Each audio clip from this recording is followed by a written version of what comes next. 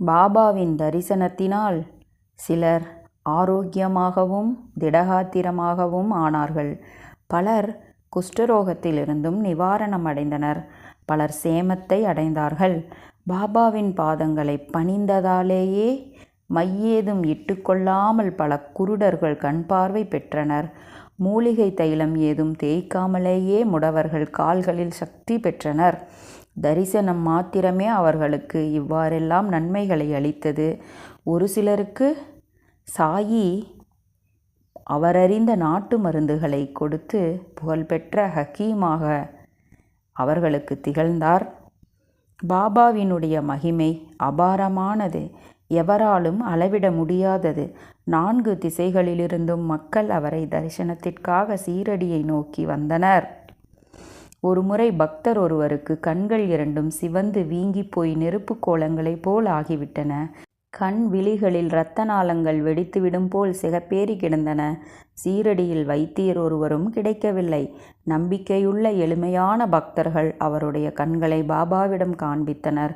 உடனே பாபா சேங்கொட்டை காய்களை கொணர செய்து அவற்றை அரைத்து 2 உருண்டைகளாக செய்து கொண்டார். இம்மாதிரியான உபாதைக்கு சிலர் பசும்பால் மேலும் சில மருந்துகளை மென்மையான மருந்துகளையே உபயோகிப்பர். ஆனால் பாபாவின் உபாயமோ யாருமே கண்டறியாதது. சேங்கொட்டை உருண்டைகளை ஒவ்வொன்றாக எடுத்து ஒவ்வொரு கண்களாக அப்பி துண்டு துணியினால் கட்டு போட்டு விட்டார். மறுநாள் காலையில் கட்டு அவிழ்க்கப்பட்டு கண்களின் மீது தாரையாக தண்ணீர் ஊற்றப்பட்டது. வீக்கம் அறவே வடிந்து விட்டிருந்தது. விழிக்கோலங்கள் நிர்மலமாக ஆகிவிட்டிருந்தன. கண் எவ்வளவு நுட்பமான அங்கம்! ஆனால் சேங்கொட்டையின் பிசின் கூட எரிச்சலையோ வலியையோ உண்டாக்கவில்லை. முழுவதுமாக கண்கள் நிவாரணம் செய்யப்பட்டது.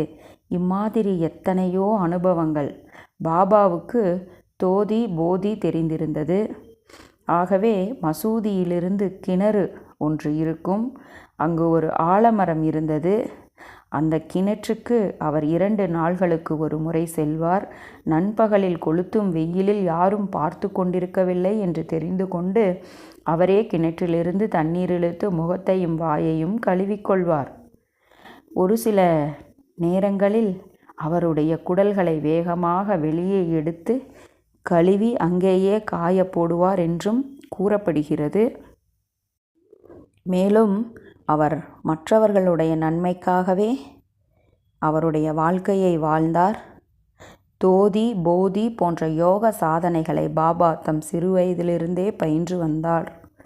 எவராலுமே அவருடைய யோக